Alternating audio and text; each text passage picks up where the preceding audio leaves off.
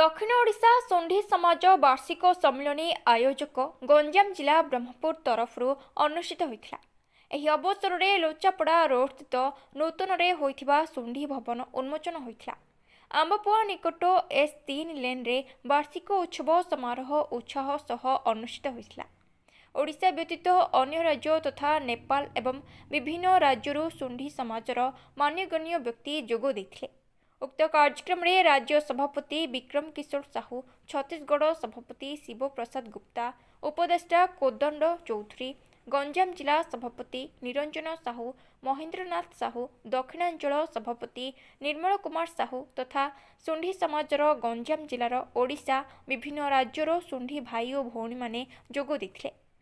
ब्रह्मपुररू Narasimha डाकुआंक report, viral news. मु विक्रम किशोर साहू, निखिल उत्कल शुंडी समाज ओडिशार सभापति। आज कार्यक्रम आमर दक्षिणांचल शुंडी समाज क्षेत्रीय सभा यहाँ 10टा जिला को लेकिन आम दक्षिणांचल शुंडी समाज 10टा जिलार ये या गंजाम जिला या आयोजन करम सहित सुदूर नेपाल सुदूर छत्तीसगढ़ राज्य रायपुर एवं वेस्ट बेंगल मध्य अतिथि ये उपस्थित अच्छा खूब सुंदर आयोजन बहुत आमर उद्देश्य हूँ जातिर सम्मान को आगू नवाक एवं जाति को संगठित करने लगे से उद्देश्य रे आमे शुंडी समाज निखिल उत्कल शुंडी समाज तार कार्य करुच्ची। सर्वभारतीय शुंडी समाज, अंतरराष्ट्रीय शुंडी समाज ये सब आयोजन होउची तार ये एक अंशविशेष।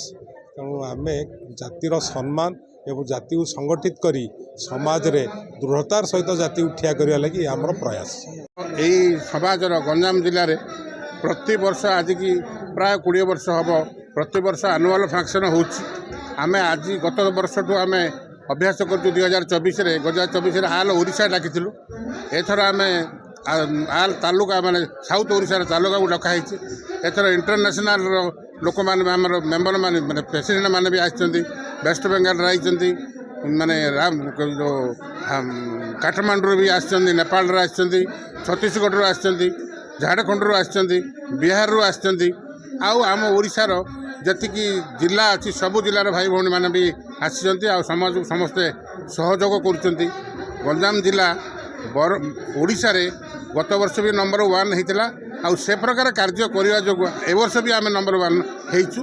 आम गंजाम जिला जदि बा नंबर 1 होइछि ताला आमर 17टा तालुका को लेकिन ही आम जन जमी फाउंडेसन नथिले किसी हो पार ना सेपरी आम गंजाम जिलार 17टा तालुका को धरिकी सहयोग आम आज कार्यानुष्ठान करिपारुछु।